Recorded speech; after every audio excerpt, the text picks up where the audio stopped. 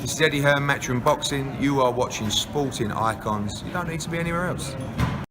Now, what I said quite a while ago, and especially across some live streaming platforms, when I said Joshua and Wilder have signed to fight.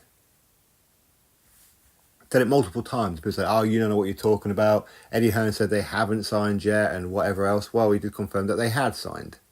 See, I know sometimes. Okay, sometimes I don't know, but on this occasion, I knew. Anyway.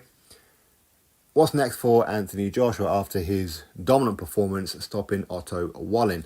Firstly, it's a great performance from him. Ben Davison in the corner seems like a match made in heaven between them two. It really does. He hurt Otto Wallin badly, which is why I think Otto Wallin quit, or his team pulled him out officially. But Anthony Joshua versus Filip Hrgovic for the vacant IBF World Heavyweight Championship.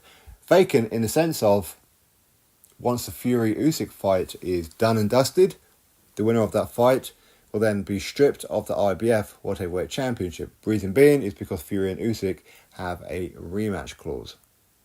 Okay, now Anthony Joshua versus Filip Hrgovic is a very, very good fight. I like that fight, I really do. Joshua seems to be full of confidence now, which is great. And he done to Otto Wallin what even Fury, the great Tyson Fury, couldn't do. Tyson Fury struggled with Otto Wallin, did he not? Arguably, that fight should have been stopped, and Otto Wallin should have been quote-unquote lineal if you put any kind of stock into that. This is a guy who beat Murat Gassiev, and the guy that people are saying Joshua could never beat, and he's actually a very good fighter, and he is a good fighter. Listen up, you know, I've met Otto Wallin. I was with him in Cardiff right before the Sokolowski fight, and you know, he's a good guy, but the fact is that Joshua means business now.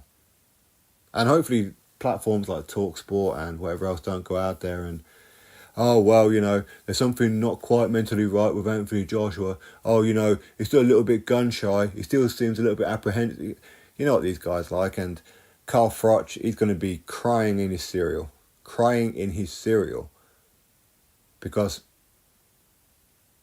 what he says about Anthony Joshua, that he needs to put on this performance, he needs to stop an Otto Wallin like he should have stopped all other opponents in that beforehand. Well, Joshua's done it now, but Froch was doing that just so if Joshua didn't stop his opponent, oh well, he's not quite there, he's not world level anymore, he's this, he's that, and the other.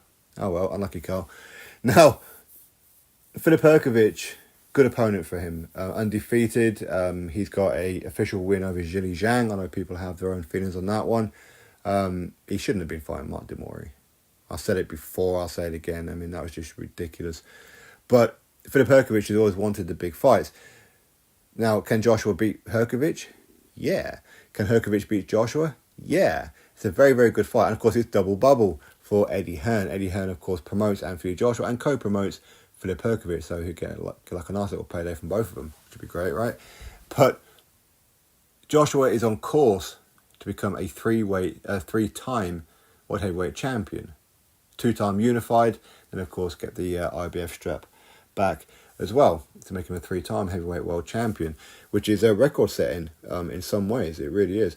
But I like that fight. I do like that fight. Now, it is a shame we're not going to get to see the Wilder fight, or however unlikely we're going to see the Wilder fight. But again, people who say that, well, Joshua was never going to fight Wilder anyway. Yeah, they signed, which is what I've been saying for a long time. Okay, they did sign for that fight. Okay, but now, obviously, because Wilder lost, that contract is null and void. So now it's mandatory challenger number 1, Filip Hrgovic, against number 2, Anthony Joshua. That'll be coming up real soon.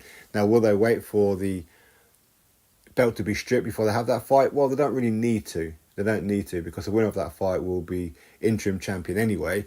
So as and when the IBF gets stripped or vacated or whatever, the winner of that fight can just be then elevated to world heavyweight champion. But anyway, I do fully expect to see Anthony Joshua versus Filip Hrgovic. Good fight, right? Anyway, my thoughts, drop me yours, click thumbs up, subscribe, catch you next video.